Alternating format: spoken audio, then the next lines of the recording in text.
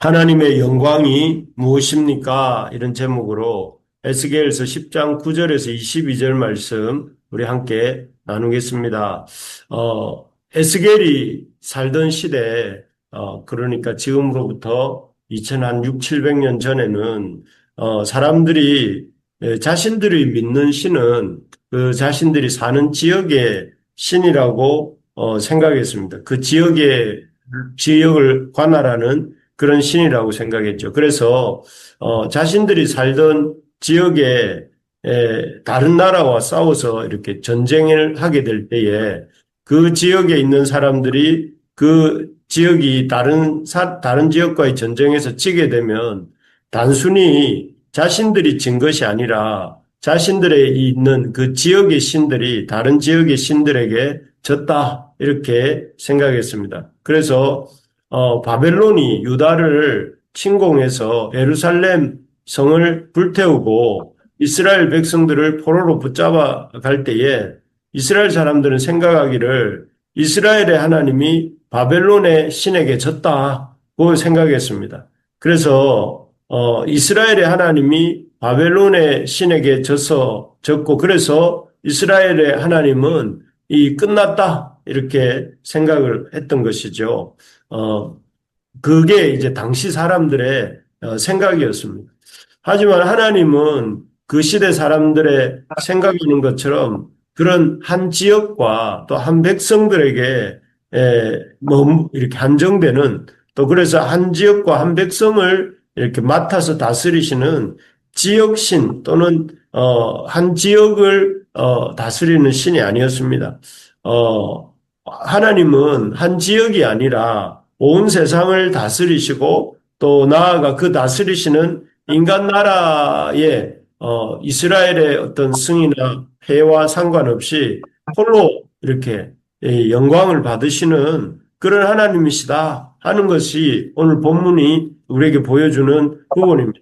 그 증거는 하나님이 지역신이 아니라 온 세상의 하나님이라 하시는 증거는 바로 이 에스겔 선지자가 지금 예루살렘에서 보고 있는 그 하나님의 거룩한 임재, 즉, 바퀴 네 개와 그룹들, 네 생물들, 그리고 그 위에 머물고 계시는 하나님의 거룩한 영광의 임재, 이런 모습들이, 여기 그 예루살렘 에서뿐만 아니라 무려 그로부터 1,400km 정도 떨어져 있던 그발 강가에서 에스겔 선지자가 목격한 하나님의 그 임재가 같은 모습이라는 것입니다. 그래서 에스겔 선지자가 그 예루살렘을 통한 환상에서 본 그 하나님의 거룩한 그 이 임재의 모습과 또 그 에스겔 선지자가 그발 강가라고 하는 곳에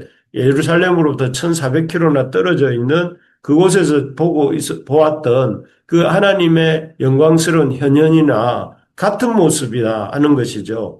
즉, 하나님께서는 이 예루살렘이나 그 땅에서만 머무시면서 이스라엘 백성을 다스리시는 그런 하나님이실 뿐만 아니라 하나님이 그래서 이 그발강가, 바벨론 땅 그발강가에도 동일하게 임재하시고 또 이 거기에서도 자신을 나타내시는 그런 하나님. 그렇기 때문에 이스라엘이 망했다고 이스라엘 백성이 참 포로가 되었다고 해서 하나님도 포로가 되고 끝나는 하나님이 아니라 온 세상에 임재하시고 온 세상을 다스리시는 그런 하나님이시다 하는 것을 이 동일한 환상이 그발 강가와 또 지금 예루살렘에 이렇게 보여짐으로 말미암아 이스라엘 백성들에게 하나님이 자신이 그런 하나님이다 하는 것을 보여주시는 것입니다. 정말 하나님은 특정한 시대에 특정한 사람들에게만 역사하시는 그런 신이 아닙니다. 하나님은 영원부터 영원까지 모든 사람들을 통치하시는 그런 크고 놀라우신 주권자 하나님이십니다. 때문에 이런 크신 하나님 또 이런 온 세상을 통치하시고 다스리시는 하나님을 믿는 우리가 큰 꿈을 가져야 됩니다. 하나님이 어떤 특별한 어떤 작은 지역과 또 몇몇 사람들의 하나님이 아니라 온 세상과 온 세상의 사람들을 다스리시는 하나님이라는 사실을 우리가 기억하면서 큰 꿈을 가지고 또 구해야 할 것들을 우리 생각에 이것을 하나님이 들어주시겠나 이렇게 생각하지 말고 하나님 앞에 이 참 크신 하나님 앞에 그 문제를 들고 나아갈 수 있기를 바랍니다. 그래서 지금 걱정하고 고민하고 있는 문제가 무엇입니까?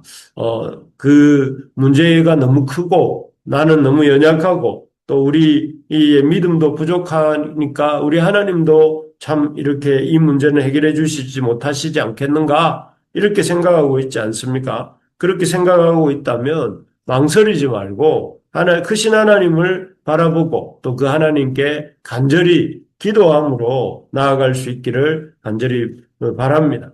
두 번째로 보면 하나님께서는 크신 하나님이라는 것이고 둘째로는 하나님은 이스라엘을 징계하셨지만 결코 버리지는 않으신다 하는 것입니다. 사실 이스라엘은 여러 선지자들을 통한 하나님의 계속되는 경고를 들었습니다. 그렇지만 그들은 그 경고들에도 불구하고 하나님의 말씀을 듣지 않았습니다. 오히려 더 악을 쓰면서 우리가 참 생각할 때 참 저래도 되는가 싶은 세상의 우상들을 섬기는 데까지 나아갑니다. 그래서 우리가 지난 며칠 동안 살펴본 것처럼 온갖 우상들을 성전 안에 끌어들였습니다. 그래서 참 온갖 가증한 짐승들의 우상을 벽에 그려놓기도 하고 또 온갖 이 참 바벨론의 우상 단무스를 위하여 여성들이 모여서 울기도 하고 또 참 하나님을 섬겨야 될 이 제사장들이 태양신의 우상들을 성전을 등지고 섬기기도 하고 참 그야말로 기가 막힐 정도의 타락상을 이렇게 우리가 볼 수 있었습니다. 이런 거룩해야 될 하나님의 성전을 온갖 부정한 우상들로 더럽힌 그 성전 가운데서 하나님은 떠나셨습니다. 하지만 당연히 그런 이 우상의 소굴이 된 하나님의 성전과 우상의 백성이 된 이스라엘을 하나님이 심판하시고 떠나시지만 그러나 그것이 심판만을 위한 심판이 아니라 그 심판을 통해서 그들을 정화하시고 그들을 새롭게 하시고자 하시는 하나님의 심판이셨기 때문에 이 바벨론 땅에 포로로 되어가 있었던 그들 가운데 하나님이 나타나신 것입니다. 환상을 통해서 바벨론 땅에서도 에스겔을 만나시고 또 그 에스겔을 통해서 하나님이 그들과 함께 하신다는 사실을 그들 중에 알려주셨습니다.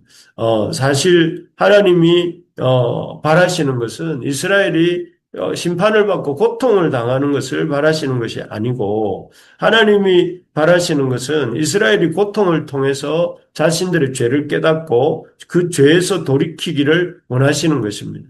그래서 마치 자녀를 극진히 사랑하는 부모가 그 자녀가 잘못된 길로 나아갈 때는 어떻게 합니까? 그냥 보고만 있는 것이 아니라 그 자녀에게 벌을 내립니다. 벌을 내려서 그 잘못된 길에서 바른 길로 이렇게 가도록 훈계합니다. 그것과 똑같은 원리이죠. 하나님은 이스라엘을 너무나 사랑하시기 때문에 그것들을 바로잡기 위해서 선지자들 통해 거듭 경고하고 또 훈계하셨지만 그들이 끝까지 돌이키지 않았습니다. 그럴 때 하나님은 더 강력한 방법으로 인간 채찍이라고 할 수 있는 인간 해초리라고 할 수 있는 바벨론이라고 하는 매를 가지고 이스라엘을 이렇게 연단하셨던 것이죠. 참으로 하나님이 이스라엘을 사랑한 것 같이 또 우리도 그렇게 사랑하시고 연단하신다는 사실을 깨달을 수 있기 바랍니다. 그래서 지금 우리에게 있는 여러 가지 힘든 상황들을 통해서 하나님을 원망하기보다는 하나님 앞에서 우리가 바르게 해야 될 것이 무엇이 있는지 돌아보아야 됩니다. 그래서 혹시 내가 버려야 될 참 잘못된 태도는 없는지 하나님 말씀을 듣고도 그 말씀대로 순종하지 않는 그런 태도는 없는지 또 내가 하나님을 믿는다고 하면서 내 속에 이 끌어들인 헛된 우상들은 없는지 또 그리고 어떻게 하면 내가 하나님 앞에 이 고난을 통해서 하나님 앞에 가까이 나아갈 수 있는지 이런 것들을 참 진지하게 돌아보고 또 참 고칠 수 있기를 바랍니다. 그렇게 할 때 우리가 이 고난을 통해서 하나님이 바벨론 70년의 포로 생활을 통해서 이스라엘을 더 정결케 하시고 이스라엘이 비록 작은 모습이지만 성전을 재건하고 성벽을 재건하고 다시 시작할 수 있게 하셨던 것처럼 우리에게도 그런 기회가 되게 될 것입니다. 끝으로 오늘날의 성전은 하나님은 크신 하나님이라는 건 하나님 이스라엘을 버리신 것이 아니라 사랑하신다 하는 것이 이어서 그리고 오늘날의 성전이라는 것은 삼위 하나님이 머무시는 우리 자신이 성전이다 하는 것을 기억해야 됩니다.